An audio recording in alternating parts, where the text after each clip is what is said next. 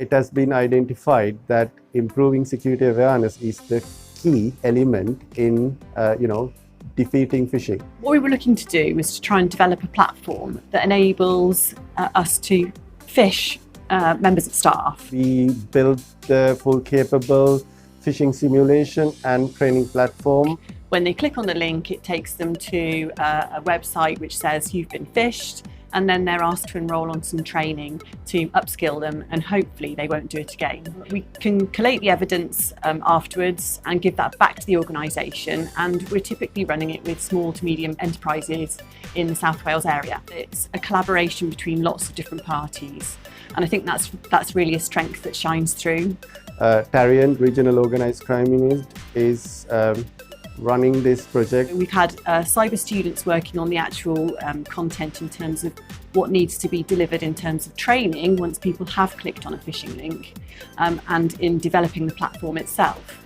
But we've also had students from creative industries designing the look of the platform, just raising general awareness amongst the community, and in particular small businesses, about the risks associated with phishing is really, really important, and it's been a real privilege for us to be involved in putting that project together.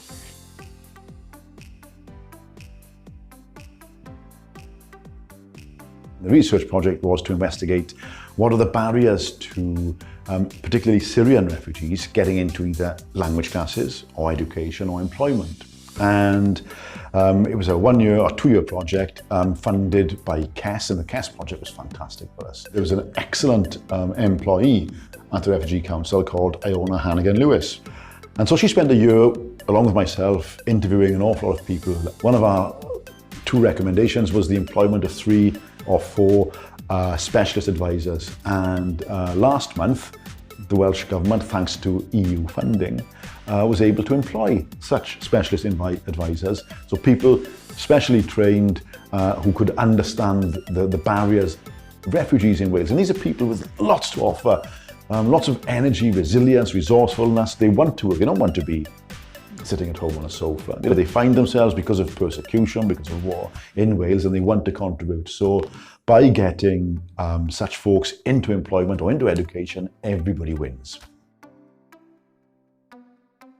I've been nominated for the Open Call Arts and Health project that we do on creative and therapeutic arts.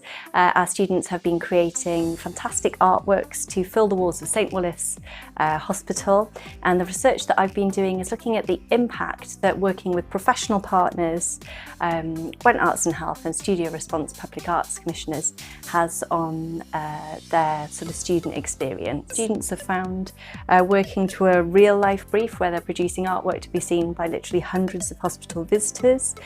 They found that much more meaningful than producing work for maybe a gallery setting or for a studio setting. They've actually found themselves being less motivated by the grade that they get and more the experience that those audiences will have looking at that work, which has been really interesting. Some of the students are then commissioned by Studio Response, who are a public art agency, to create new work for the Grange University Hospital that's being built. The feedback has been really, really positive. If anything, they just want more of it. So they say that having formative assessment and feedback from those professional partners really makes them feel like they've got the edge, that they're actually, these are just normal people, that it's not unachievable for them to go out and get these commissions after graduating as well.